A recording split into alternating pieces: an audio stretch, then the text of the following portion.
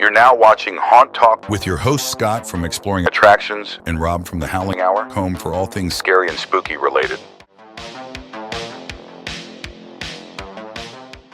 Good morning, everybody, or whenever you're watching this. Welcome back to another episode of the Haunt Talk podcast. My name is Scott. And I am Rob. And we are the Haunt Talk podcast. And today we have another guest on. Before navigating the haunt crowds behind a camera, this guest was actually navigating the haunt crowds behind a mask. Also known as Tall Guy at the Parks, please welcome to the show. Welcome on. Woo. Gentlemen, what is going on? It's good to be here. It's good to be here. I love the podcast. It's good to have you. Good to have you. Love what you guys are doing. I'm excited to talk. I am also excited to talk about all things haunt. This will be a little bit different of a podcast since we typically interview, scare actors, which Tall Guy is. He played a very significant role. But, we'll also dabble in some speculation. Why not? It's that time of year, fun. So let's do that.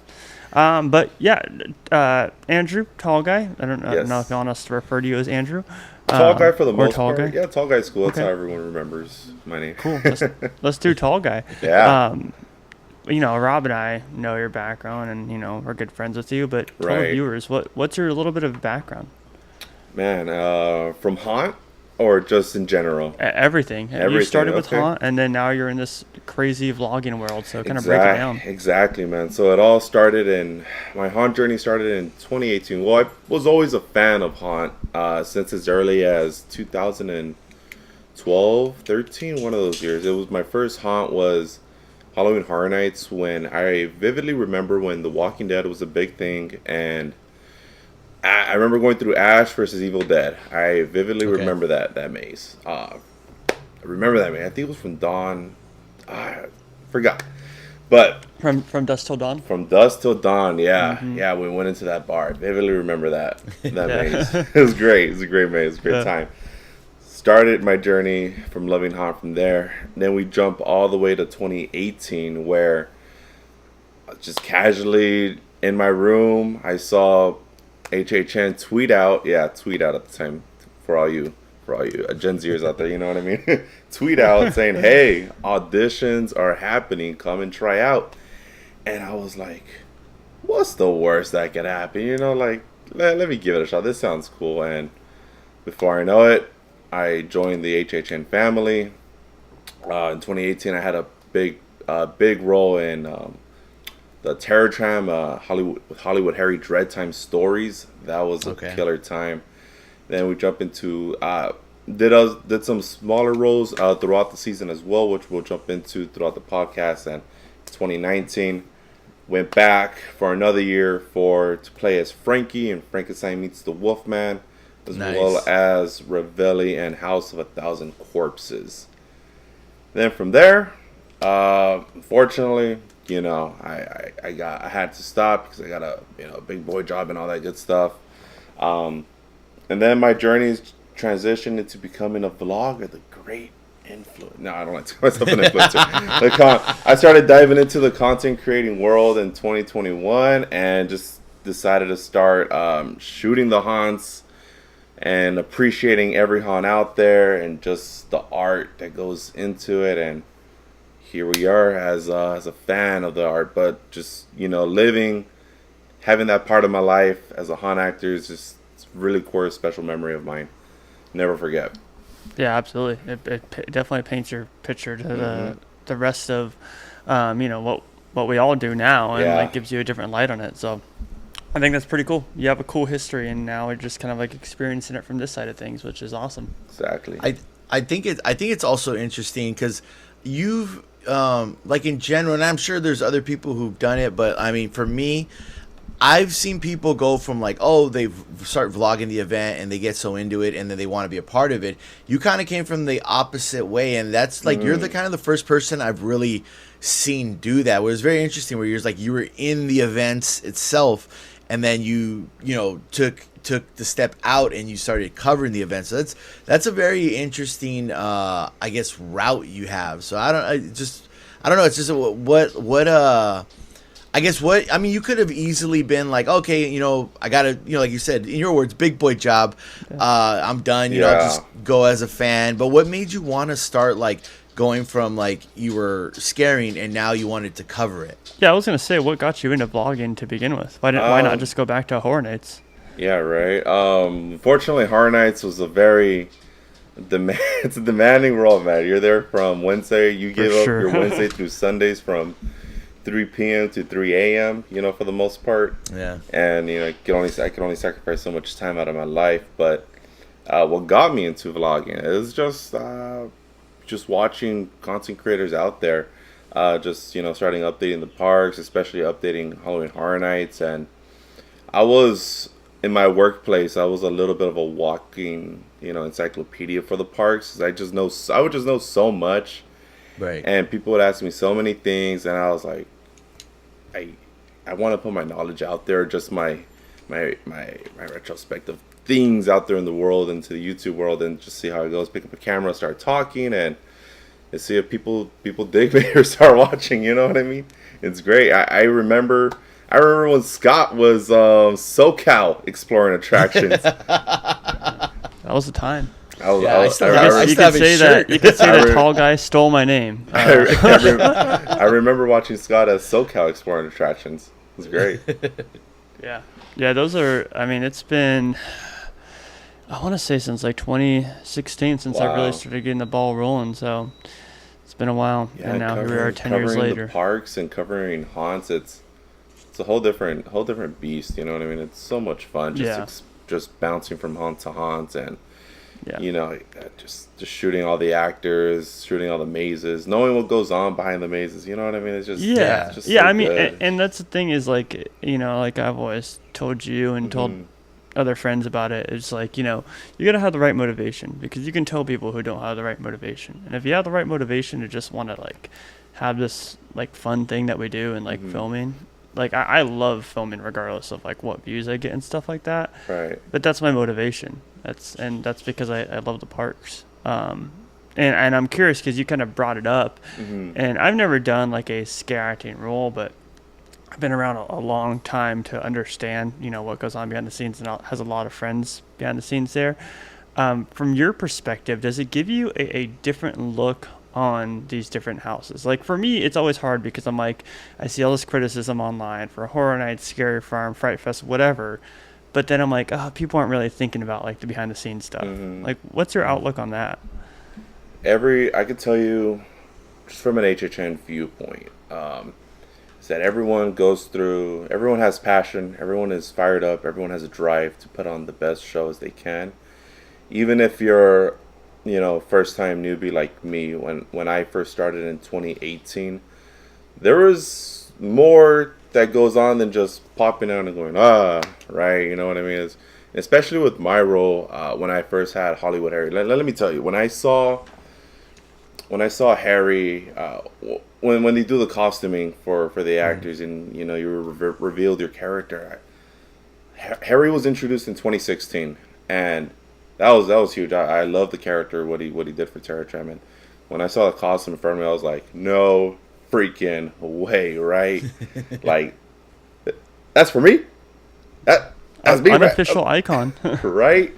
And just putting on the mask and the fit, it's crazy. And to answer your question, like I was mentioning, everyone has a real passion and a real drive to putting on a good show. I had to learn all of that, you know what I mean? So there's a lot of appreciation that goes on as far as like how to scare, how to approach certain guests, who to target. And we go through a scare school session where you're met with just a bunch of veterans in the game, and these guys are respected, you know what I mean? I respect a lot of my colleagues I had in Terror Tram, some who were veterans, some who were also first timers. It was great, especially I'm gonna give a shout out to, he goes by his name is Brett. I think he's in Chainsaw Brigade, but I remember first meeting him in Terror Tram. He always had a good energy, good vibe, and just knew how to be a scary dude. Bigger than me, which is terrifying enough, right?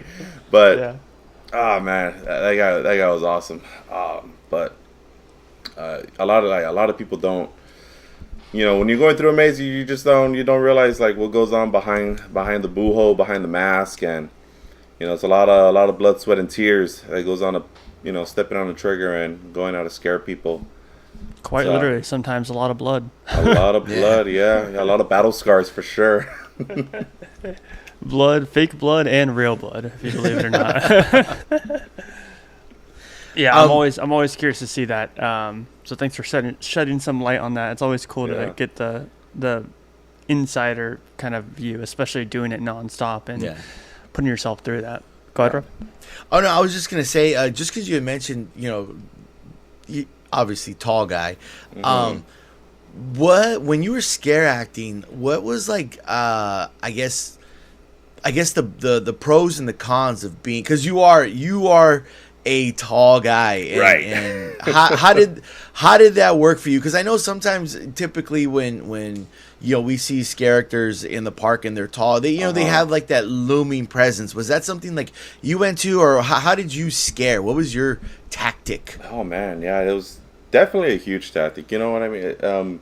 Even when I auditioned, I used my height to my advantage, right? That was my key thing, because auditioning, I'm in a room with a bunch of Hollywood kids, not like it's just the Hollywood actors that do this for a living. And he's trying to say theater kids, all right? yeah, that's him, theater kids. And just watching them go and do their thing, I'm like, you want me to do a barrel on the floor? I can't do that. You know what I mean? I can't spider crawl. I can't actually, if I do that, I'm going to mess up my body bad. I was like, I can't. So essentially, I use my height to my advantage, and I guess you could say it does help, in haunts if, you're auditioning. They do love tall people for haunts, it's just, they're just scary people. So using that, especially horror nights. Yeah, you got your Jasons, your Michael Myers, stuff like that. Especially you're immediately casted. So especially in the audition, it helped. Out there in the field, my role as Harry out there in the field was crazy, because it wasn't a traditional boo-hole. It was like a mini scare zone. It's like a mini scare zone.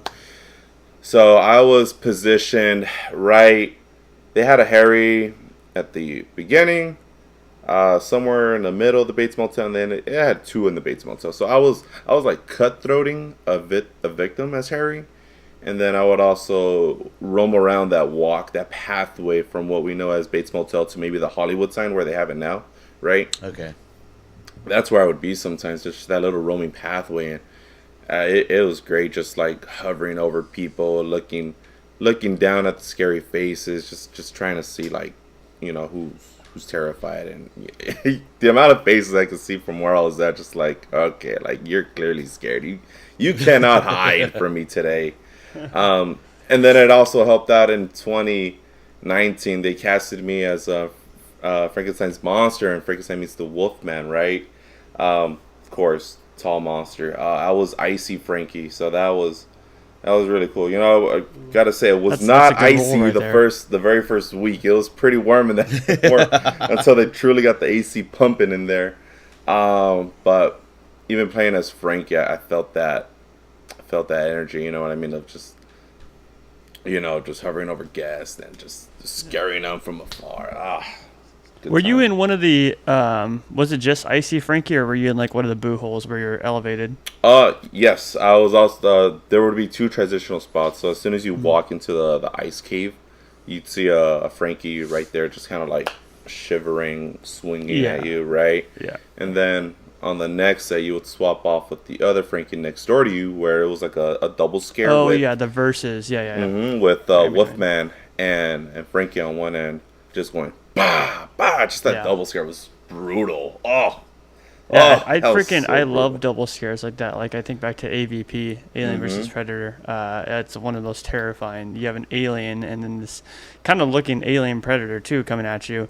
It's freaking terrifying. But then you are also in House of a Thousand Corpses, where you had a pretty large mask, I would say. Yeah, that character is interesting. Unfortunately, I had to sunset my role as Frankie, because that was within the same year. The Frankie mask it's very heavy on your head. So it's about a 6 to 7 pound mask, dude, just sitting on you. Oh wow. And I think like halfway through the run over time, like I couldn't like turn my head. I was like I love the family I was in, but unfortunately I had to move on to something else because I couldn't. I couldn't turn my head. You know what I mean? I was like, it's kind of I always had to massage it out. And so I went into 1,000 Corpses, where I found a new home as I think the character's name was Ravelli. He was like Captain Spaulding's like partner in that funhouse, right? Had a big old goofy mask, wielding a hammer, and time of my life. That was a great house. Because Such a weird costume too, right? So weightless. Dude. I slip it on. It was less than a pound. It was great. But like as soon as the guests walked in, it was another double scare in that house with Captain Spaulding and Ravelli. So boom, I just come out of the door and just scare people. I was like, oh man, that was great. And just I tell you, man, the amount of people that would either just run past us or even just go back out the maze was insane. Insane. It was great. Yeah, especially being at first room. You give people the option to run away so quickly. And they also gave me sometime after Terror Tram, they will throw a sign-up sheet for actors to go out and go pool because Terror Tram will close early, obviously, right? Yeah. And so I would always put my name on a sign-up list because I want more hours, you know what I mean? Yeah. And have more fun. So I got to be put in, and what was it?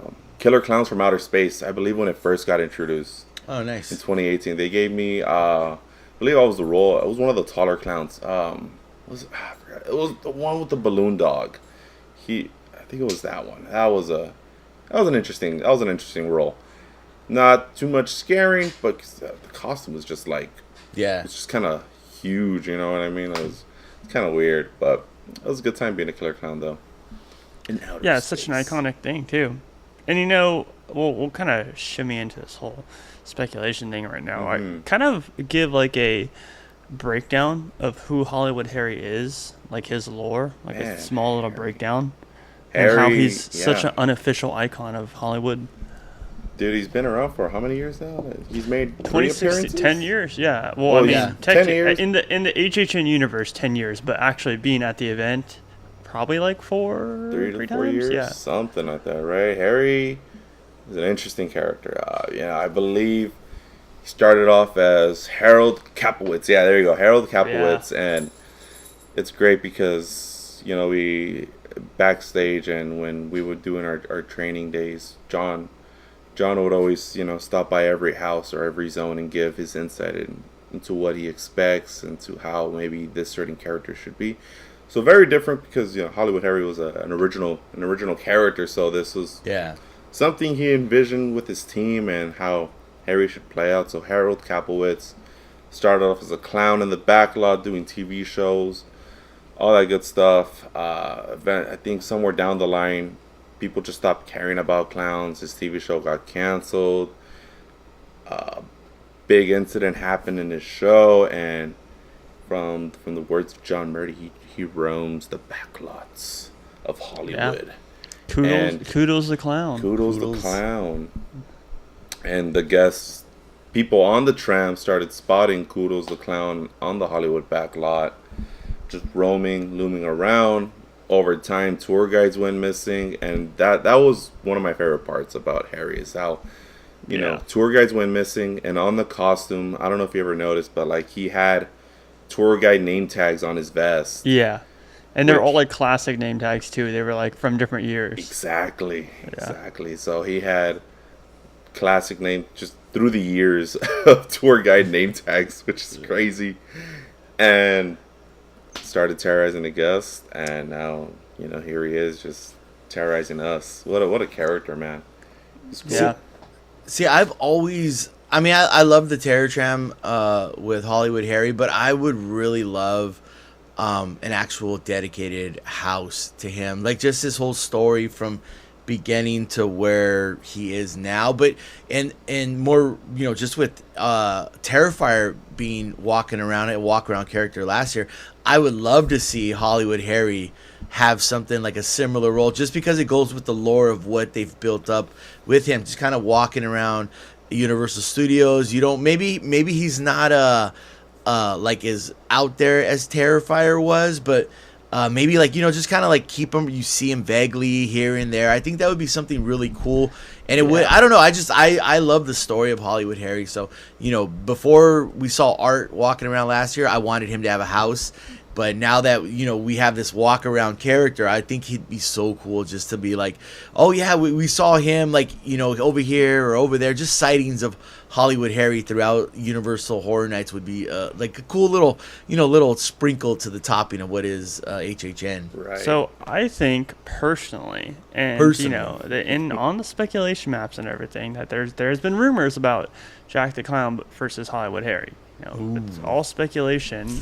Well, we obviously have Jack versus Oddfellow got announced for Orlando, so could be even more truth to that speculation. It's crazy. I do see what you're saying there, Rob, about Hollywood Harry kind of taking over the event, which I don't know why they haven't done it yet. There must be some logistics there that they're just haven't really discussed, even though they had Art last year. If they did have Hollywood Harry take over this year, I think fans would be a little bit mad, because they would probably have Scares on 1 as clowns again for like the third year in a row. But I do think that there's a huge potential for Hollywood Harry versus Jack the Clown, considering what got announced in Orlando. I hope so. And it doesn't even have to be like full, like, I mean, with the Dread Time stories, like, there's a lot that can go into it that's just in the Harry universe. Have you thought about that at all, tall guy? When you bring up Jet the Clown, I had the amazing opportunity to finally visit Horrors Unleashed, right? Nice. And interact. Got the shirt right here, you know what I mean? Got the chance to meet Jack and Chance, and just thinking about that interaction I had with Jack and Chance, and maybe the interactions, with Harry that we've had, and if we could bring them two together would definitely be an interesting play out.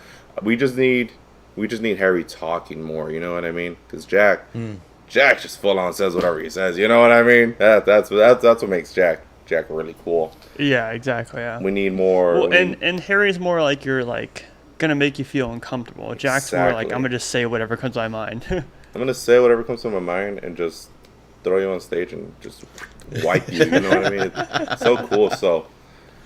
Seeing Harry, if Harry were to come to the event outside of the tram and bring him as a walk-around character with balloons or something, you know what I mean? Like a traditional scary clown would be cool. Scare Zone 1 clowns. Look, Scare Zone 1 needs to be a fun zone, dude. I love it when Scare Zone 1 just looks scary but looks fun at the same time, like with the toys, the clowns. Oh, bro, it was so good, Yeah. So if we bring back clowns, I'd be more than happy to welcome back the clowns, you know what I mean? And we could get Harry and Jack in the same space together, that it'd be very, very interesting. Was teased at Midsummer Scream last year. Yeah, they did bring it up. Which is just kind of ironic that it's on the speculation map this year, and then it just so happened to come true with Oddfellow in Orlando. So, it's going to be awkward if like this does come true and this podcast is barely going out and it already got announced. But if so, that'd be a win for us. W's in the chat, please. W's in the chat. Yeah. Dude.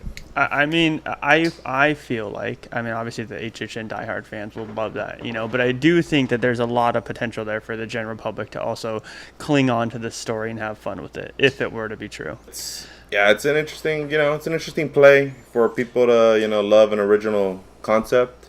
Yeah. Because, Hollywood's just known for their IPs left and right, so. That always kind of not scares me, but I do get worried about that, just because your general, not speaking of the diehards, but your general audience who's only going to go once or twice, I feel like they don't really give the originals like a chance. So I'm hoping if this does happen, your general crowd will be more accepting to some original ideas, as opposed to we want to see Jason and we want to see art and your IPs and stuff. So that always kind of gets me. I'm gonna enjoy the event regardless.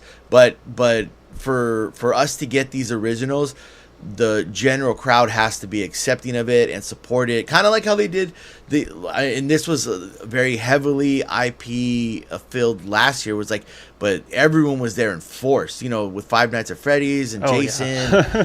Like they were there, so they need to show up like that for the originals too.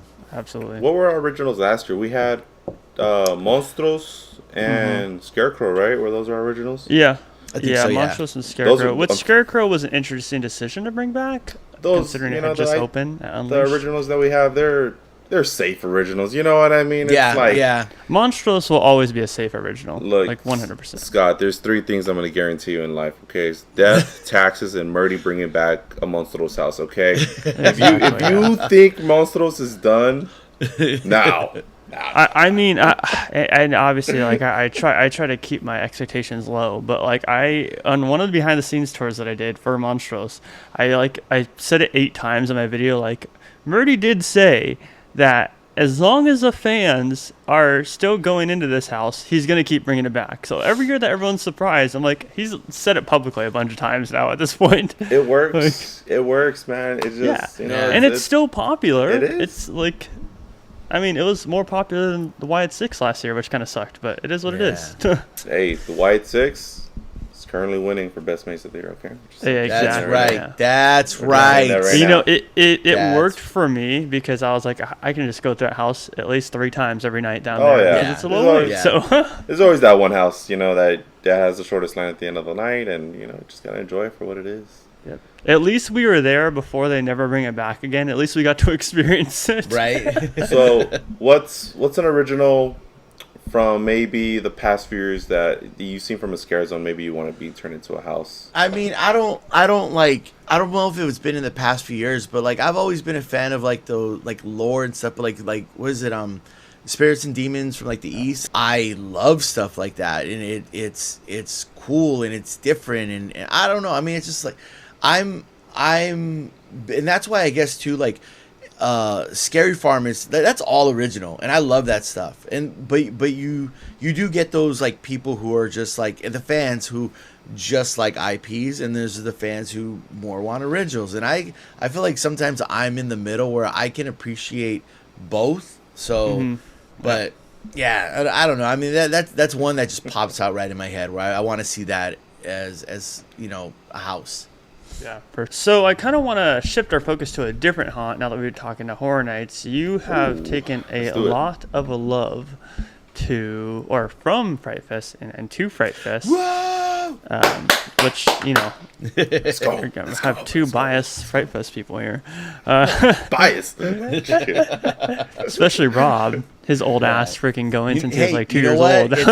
It's finally nice to have someone who loves Fright Fest probably more than me. So I'm tired of being. I don't know, for Rob. years- You were like freaking. No. another For level. years, I was tired of being the one holding the Fright Fest flag. Well, everyone tried to tear me down, and now there's someone else who's got my back. So I'm like, yes, it's not just me.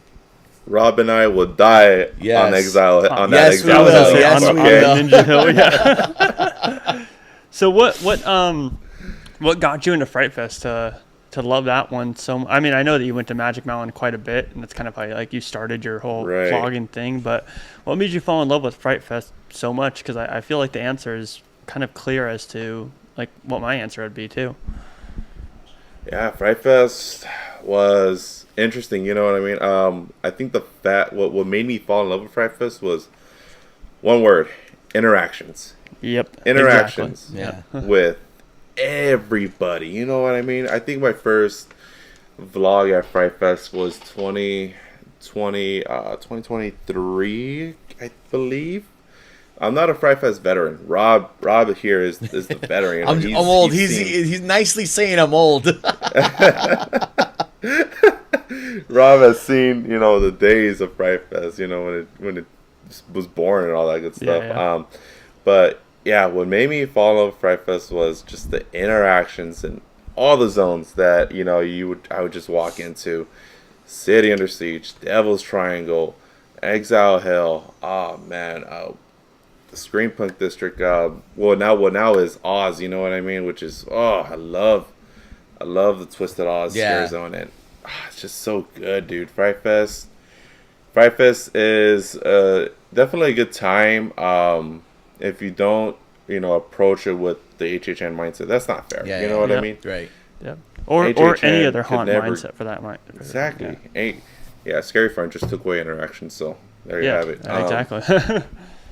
But Fright Fest, it's special in its own ways, and slowly over time, it's just becoming a better and better event every year. And especially the entertainment. Entertainment at Fright Fest is so good. It's so good over there. Yeah, and that's one thing that I have preached so much. I'm like, they need to focus on their entertainment. Like, screw all this, like, oh, let's have 20 houses or whatever. Like, no, just scale down the event and focus on entertainment, because that is what's going to draw. I mean, we see it with DC Heroes and Villains Fest. Like, they had six shows or whatever, and there is a decent sized crowd for every single one of those shows. So, yeah, and I think Magic Mountain is now slowly listening to, guest feedback a lot, right? We saw it happen with when Scott mentioned there was we downsized in houses and we gave more quality over quantity when Fright Fest Extreme happened, right? They went a little too extreme that year. Absolutely. Right? They promoted like 12 houses or something, a lot of scare zones, and it became a meme. But they literally became a meme. And unfortunately, it's just you can only station so many actors at so many places, and after that year they truly listened and they learned, downsized, and now I'm seeing houses ready to go at opening. Right when they open, I'm seeing every booho staffed and everyone giving a good scare, and it's great. It's phenomenal. No, see, and I even appreciate that. Just like you mentioned, the year that we had the Extreme, and one day that stood out to me, I went, and I think it was Nocturnal Hunt, and I think there was maybe 3 to 4 characters in there. I remember, and I was just like, I love Fright Fest, I love Six Flags, so it just pained me to be like, this is not good. Like, with a smile, I'm just like, this is not good. But you know what? They fixed that. They fixed that, and they scale, like you said, they scaled down, and they put those 3 people somewhere else, and brought the event down. It made the event a better experience for guests going in, because it like, I get, like, you want to be the biggest and baddest, and I feel like sometimes that's what you got to say to get people in. But honestly, if you are just like, if you put on a good event, if you have 5 houses, but they're solid 5 houses, that's better in my eyes than having 13 houses and they're like, they were so-so. Yep. Absolutely. Yeah. And it depends on what the haunt event is, like right. With, I mean, Scarecrow could do the same thing. They have a lot of mazes there that they could probably cut down to 2 and then put some more money into the other ones. Fright Fest is the same way. Like, Fright Fest does not have, even though their park is big, they do not have to have more than like 7 mazes. Like, that's just the reality. With their budget, they don't have to have more than that, especially since they fill their scare zone so strong. They don't need more than 7 mazes, and they don't need to use the entire park. I get wanting to have the rides open and everything, but they don't need to use the entire park. And if you focus on just a small blueprint of the park and filling those mazes up, you're going to get a lot more people coming. That's just the reality. True. I mean, we saw it's all about word of mouth, and Magic Mountain's biggest problem is just getting the guests out there. You know what I mean? Yeah. It's far. Just going out there. I mean, Scott, for you, it takes like 2 hours or so to get to Magic Mountain. It's like with traffic, it's like 3, and it's it takes. I make that drive because I have a lot of Scrouter friends there, but if I didn't have that connection, I don't know if I'd make that drive. Right. It takes me every time like an hour-ish or so to get there, and but going back to the quality of Fright Fest mazes. Slowly you just start seeing. I'm gonna use Conjuring as an example. When Conjuring first got introduced, it was okay. Yeah. And then slowly over the years, it's been there for. I think this if it comes back this year, it'll be its 4th year at Fright Fest. I think. Yeah. Correct me if I'm wrong. 3rd or 4th. It's gonna be 4th because they did the Scream Break. I think they did it with Spring Break. Yeah. Right. Or Scream Break. So yeah. we're slowly Conjuring is becoming the best house at Fright Fest right now, just because of how intense and good it is. And I'll give kudos to Fright Fest. They actually pulse people through houses at Fright Fest. We don't see conga lines at Fright Fest. Yeah. You get that genuine maze experience for the most part, which is just fantastic. Yeah. And I think hopefully with this year, and it seems like they were learning from last year. Obviously, the merger kind of got in the way of budgeting and just everything was mixed up. Yeah. But yeah, I think that what goes back to what I love Fright Fest about is the characters and the interactions and having that ability. With a lot of haunts, and I'm just going to state the elephant in the room, with a lot of haunts, sometimes interactions can be a little bit cringy if the training is not right, but Fright Fest has some really good trainers and has some really good people ensuring their characters know how to embrace their character, and so many vets there that kind of can be used as taking people underneath their wing, that it comes off as this natural monster or character or whatever it is. It doesn't come off as a forced interaction, right? Because I think that's where Fright Fest thrives, and I think that's where they continue to thrive at. Let me tell you something about where they, like you were saying, where they thrive about the storytelling in the zones. Thunderbolt Alley, by far, just had the best storytelling. Yeah. You spent a good amount of time or some time in Thunderbolt Alley. It went a long way as far as who knows who's related to who. Yeah. Rob, let me tell you, on the last night of Fright Fest over there. There was a story. There's one of the storylines in Thunderbolt Alley was one of the major ones was that Margot Rita was together with Big Snow, Mr. Snow. Okay. Right. They were together and they had three. She had many kids, right? But she had 3 primary kids who were in the show, who were in her Margot Rita show. Those 3 singers were her kids from Mr. Oh no, one of them were her daughters from Mr. Snow, right? Okay. And on the last night of Fright Fest, Thunderbolt Alley introduced young Margie, and played out. They played out their how they were so lovey-dovey with each other in the early days, and the looks changed. They looked younger. They looked so different, and they were just so lovey-dovey. Right. But on the first day of Fright Fest, Margaret was just, I hate that guy. It's just I don't want nothing to do with him. And Mr. Snow was all, Margot, if I ever see you, I love you, baby. Come back, And that's that kind of long-term storytelling that works with a haunt. That's some WWE storytelling. Exactly. I'll tell you, that's crazy. That was great. Yeah, I think that they need to continue to capitalize on that, because once they go away from it, it brings down their stock quite a bit.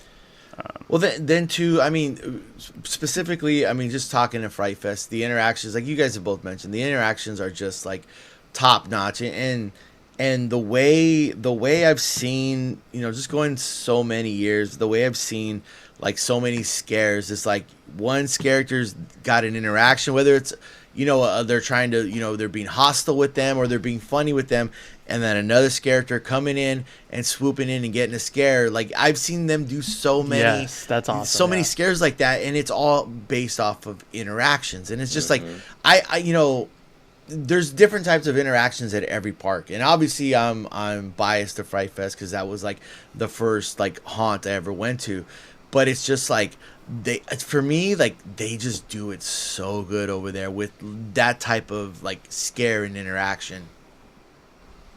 Yeah, for sure. Yeah, you bring up a great point. The distraction scare of people interacting and then someone coming in and just scaring the crap out of you. It's pretty freaking awesome, to be honest. But definitely lots of love going into Fright Fest, and I think that it's definitely on the up and up as long as they keep the same the For same sure. trend that they did last year. I think it's definitely on the up and up. I mean, you bring up Conjuring, same with Trick or Treat, like the Yeah. Trick or Treat comparison compared to the Extreme. I was like, wow, they like added some more bushes in here. They added some more lighting effects. I was like, wow, it's a big deal. Like it was getting pretty close to HHN level right there, to be honest. Yeah. Yeah, Rob, one thing they need this year, they need a walk around. They need to hop on the walk around game. Yeah. Yeah. With all the haunts, dude. Yeah. I mean, have your Sarah Marshall, your Green Witch, the conductor at Knott's. Yep. You have your Art the Clown. You know, like had 'em. they need Margot walking around. I mean, Margot's already busy with like the shows. I feel like you know. I feel like, and I, you know, this just goes back to when Mr. Six got hit by the bus. I feel like that a was so zombie funny. Mr. Six would be awesome just to have walk around. Yeah, that's what I'm that's the saying. correct Yeah, Rob. let's That's what I'm go. saying. Let's I go. I don't know which Six Flags it was, but one of the Fright Fests out there brought a zombified Mr. Six to their park for a night or something. Yeah. I'm just saying, dude, like Mr. Six will go along. Everyone knows Mr. Six, you know what I mean? For sure, yeah. Like he could do his little dance Yeah. and just And you can do little show moments too. Like you can have like an audio guy like just playing like some zombified version of that song when he's coming to the zone or something, you know. make it happen, Fright Fest, please. Let's go. Please. You have three creative Make minds here. it happen. Yeah. Don't worry. I'll text one. I'll text someone later and get that going. Right. Like, come all on, like, Rob's if connections. you were to just hear, if people were to hear like you can meet Mr. Six at Six Flags, I mean, come on. Oh yeah, that's What more do you iconic. want? Even non-theme park Yeah. fans like know Mr. Six. Yeah. They know the song. Right. They know Mr. Six. They know, I'm like, they bro, know the dance. We've all seen it What for more? years. Yeah. So that kind of brings me to kind of the tail end of my questions. From all three major haunt events in Southern California, Knott's, HHN, and Fright Fest, what's one experience that you want them? It can't be Mr. Six. We already talked about that. But what's one experience, maze, scare zone, whatever, that you want each of them to bring this year? Oh man. Okay. Let's see. All right, for HHN, oh, man, they hit all the check marks. What I just want in HHN, I just wish some of the monsters or scare zone actors could like sort of talk. You know what I Yeah. mean? That'll be nice. Like bring some kind of interactions to HHN for the most part. I think in Orlando they can talk in certain zones, I'm pretty sure. Yes, which is they can. Yeah. I saw that once briefly, but it just kind of blew me away. Man, HHN. I'm hoping more anime comes to the park. You know, Yeah. slowly but surely. I think it's Conjuring. You know what I mean? Mm-hmm. Slipping its way through. We saw Chainsaw Man in the DreamWorks theater. Soon enough, we're gonna see anime slip out of the theater and slip into a house or I'm zone not or a something. huge man. anime fan, but like seeing the potential and just like watching some clips and everything, I'm like, that would do really good. You know what? I'm you know, growing up, all we had is Dragon Ball Z, and it wasn't cool to watch it, so I had to do it in secret. But it's What a cool to see loser, like Rob. the love the love for anime. But you know what? Just in you know, for me, like I would love to see like some kind of like Attack on Titan kind of anime there, because Dude, that's scary. I think that's people scary. have brought that up quite a bit, to be honest. Rob, imagine a Titan just like looking over the archway. Right? You know what I mean? That would be insane. That'd be so Like cool. replace the minion eye over the freeway with a Titan. Yeah. That'll And be cool. I mean, a tall guy, you and like FanFest nights have kind of got me on the trend of like watching One Piece. But like, there's plenty of villains in there that would work for an HHN house. Like, let's just be Dude, real. watching One Piece, I'm on like I'm almost at episode 300, but like the arc is where I'm at is like the Water 7 arc. But are you watching the live action or are you actually I'm watching the anime? both at the same time. So like, I'm Okay. going back and forth. Like, it's Like I can't like it feels so good when you just tap into some quality television, you know, or quality storytelling for the most part, you know. There's not a lot out there Like, as anymore. as goofy as One Piece could be, it's just so good, dude. I hope anime just, you know, starts, you know, make it. It's coming to Universal. It's coming. Oh, you yeah. know, It's One still Piece here and at Sailor Moon FanFest for nights. FanFest Yeah, night. that's a start. That's a start. And you know, we saw Chainsaw Man for the horror side of things. Chainsaw Man. We're waiting for Demon Slayer. Demon Slayer House. It's been on the spec map before. for sure. Dude, it's a gold mine that they're gonna tap into once they. I mean, not to go too much on like a side piece, but like but FanFest nights, like if I was talking about One Piece with HHN, but like they could do a walkthrough experience for One Piece eventually. I mean, the demand's there. Mm-hmm. Yeah. So aside, so that's what HHN needs, right? So Scary Farm. What I wish I could see in Scary Farm is bring back the interaction. No. I knew you were gonna say that. I knew it. It's interactions here, interactions there, and I'm an interactions guy. I'm just that type of guy, you know. Yeah. Everyone has their own, palette for haunt. Yeah. Oh, you know what? I wish they could, utilize the theater. I don't know. Yeah. I don't know why. Puppet Up was nice.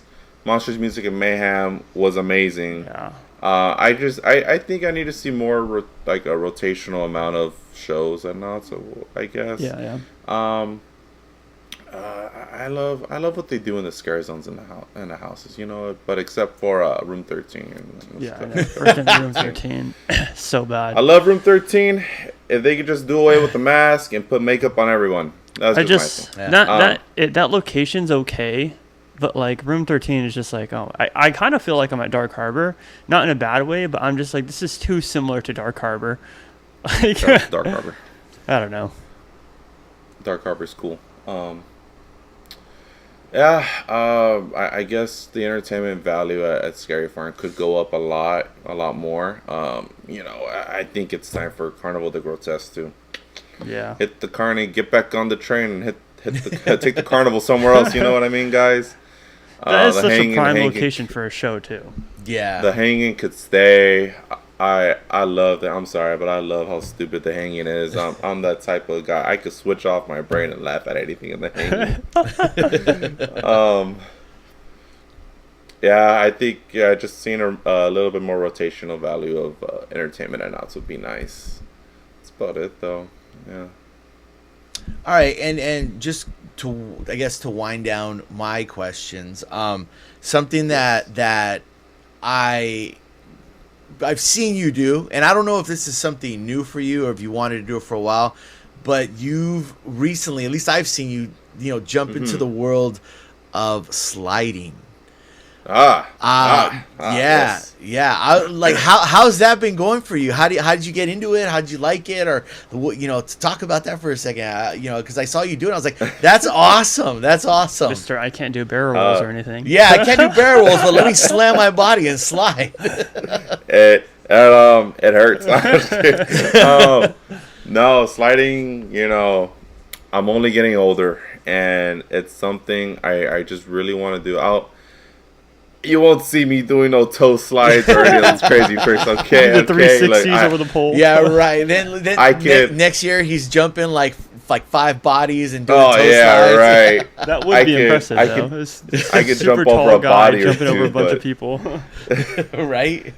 I really wanted to get into sliding. One, it kind of looked fun, dude, and the Fright Fest team was a big inspiration for that. Nice. Just watching their kick-ass shows and just watching them scare and slide. I was just like, dude, like I just want to learn. I just want to get the basics in the middle, and I want to see what goes into sliding and how much effort is put into it every single night for haunt. And after building my equipment, buying my stuff, I just gotta say, like, I found a whole new appreciation for the sliders out everywhere. Nice. From Harbor, Scary Farm to Fright Fest. It's insane, dude, like what their bodies go through. Yeah. Cause for sliding for like maybe 3 hours straight, I am sore. I am gasping for air. I just dude, it's crazy what these guys go through when they slide. All the tricks they do when they slide and pop back up. Yeah. It's amazing, Rob and Scott, dude. You gotta give these guys, for sure, for what they do, dude. I truly don't know. Their timing is impeccable to scaring people. I don't know how they do it. What I mean? Yeah, it's especially crazy. especially in Ghost Town in that thick fog. I will what I mean? never Where they understand just how pop they do it in Ghost in Town. and out. Oh man, it's crazy, but I love sliding. Is it on my bucket list to slide somewhere? You know, if the time is right, maybe this tall guy will make an appearance somewhere. You know what I mean? But be on the lookout. you know, be on the lookout. It is a bucket list of mine, you know, Yeah. to slide somewhere if I could. Yeah, I think opportunity comes when up. I tried to do sliding back in like 2016, 2017, even like me being 16, 17 years old, I was like, wow, this Yeah. is painful. Like, it really is. It's like, I can't imagine these dudes doing it every single night. Like, props to them. You just going down and just getting back up is one of the hardest things, and Yeah. just learning how to pop. You know, it's an art. You know, how to go down, how to slide. You know, you literally you just can't throw your body on the ground, or else you'll hurt a lot of things. Yeah, absolutely. You got to do the right angles and everything. Yeah, I got one more question for you, and it's Do it. you know I got it's the toughest question you're gonna ever be asked. What is your favorite horror icon or scary movie? Horror icon or scary movie? It's a great question. Definitely my favorite horror icon has to be Voorhees. Okay. For sure. Okay. Like, you know, tall people can just relate. Yeah, with each you other, really. you know, Yeah. just look at how big that man is. Stick you know what I together. mean? Well, not for you, because you're like, oh, he's eye level with me. So Yeah, he literally just sticks the machete to them and calls it a day. You Look know at what I how mean? big that man is. He's just an unstoppable force, dude. He's so cool. Until he meets a body of water, then like, yeah, then you know, then okay, dude. Okay. hey, no one's perfect. No one's perfect. Yeah. And Especially you know, killers. Exactly, and he's the number one advocate for safe sex out there. There I'm just you saying. go. Yep, there we go. There Yep. you go. Shout out to Jason, keeping everyone safe. Kids, Right. Yeah, do it right, kids. Yeah. Do it right. Favorite scary movie? You know what? My favorite franchise. If it's on, it just got me locked in for a minute. It's the Saw franchise. Nice. Okay. It's a Yeah. great franchise. I just love how everything's just twisted. You know, I'm sorry. I love, you know, the gore aspect of things is nice. Yeah. And just the twist at the end is always good when you know, when everything gets explained to you. Billy the Clown. Yeah. Then you great. hear It's that great, they dude. hear the music as the explanation and the reveals. Yeah. Yeah, I think that's what makes the Saw, or one of the reasons Saw is so iconic, is that soundtrack. Like, I think Oh yeah. the 'cause you know build up it's- of it's it like- is crazy. Yeah, it's very recognizable. One thing before I don't know if Scott has more questions, but want to No, say you're all good. Go ahead. before we wrap up is Yeah. I got to give you props, and I know you'll give credit to wherever credit needs to go, but I got to give you props for being a man of the people and bringing people together last year. I didn't get to attend it, but yeah, the meetup, the yeah, whole. Yeah, the whole meetup and everything. That was so awesome to see. Yeah, so awesome the to WWE see. night. Yes, so awesome to see. Being a huge WWE fan myself, you dressing up and everyone dressing up and everyone showing up, and it was just so cool to see. You know, because sometimes the community gets a bad rep, and you know, like any family, there's always, you know, you fight about different things. But what you did last year and what all you guys did last year was so cool to see, just to kind of bring that community together. And you know, I gotta say again, I wasn't able to go. I had to work, so I was so mad. But I was watching everyone's stories, and I was like, that was so cool to see that happen. And I'm So really glad you got thank you like for no that. Thank flack you. from I was- Universal either, because that's what I was telling Rob. I was like, I hope they don't like shut this down, and Yeah. it seemed like everything went pretty smoothly. So Yeah. I'm happy. That was It good. did. Universal embraced it. You know, and how it happened is just one night I was just walking through HHN, and I just saw so many FNAF like cosplayers. You know, like the amount of FNAF fans were there, and I was just like, there's so many people dressed in FNAF. I'm like, we need to bring the WWE community. You know what I mean? Yeah. I just felt like something needed to happen. You know, just a little something. Yeah. And a little something turned into a big something, and it turned into a memorable night with everyone that showed up there, you know, cosplaying. Thank you to everyone in the Hearts of the White Six house. Everyone embraced us. They were awesome. so excited for us to go through. Shout out to Emma, who created the art for the sticker. I still have extra stickers for you guys whenever I get the chance to see you guys. Right on. Should be great. And just walking, we're running laps in the White Six house towards the end of the night. It was great, dude. All the actors in there just gave it the raw every time we went through it. Yeah. God, And I think that, like, what I really love, just a quick note before we end this is, like, the actors in the Wyatt Six. We still need to get an actor on from the Wyatt Six. But, like, the actors there, even people who didn't know what WWE is, they, like, embrace their role so much. Yeah. And I was like, that's freaking awesome. They did their homework. Yes. And they loved it, dude. Yeah. Shout out to them. Yes. But yeah, to kind of piggyback off that, like Rob was saying, like I think that you're doing a great job at bringing the community together and just being a great creator. And it's been a pleasure to get to know you and become friends with you. Same to you guys, dude. We're all doing such a great job out there. Yeah, for sure. But you guys can find all of his inspiration down below. Tall Guy at the Parks on YouTube, SoCal Tall Guy on Instagram. Make sure you check him out. He has some great content, and especially for haunt season. Haunt season, he's going to be putting tons and tons of content out. So make sure you we go crazy. follow him. And yeah, follow us, Haunt Talk, Howling Hour, Scott, Rob. Follow these guys. Yeah. Thank you. Thank you guys so much for thanks having for coming me. on. Thanks for spending the time with us. That has been another episode of Haunt Talk. We'll catch you guys in the next one. Peace out, everybody.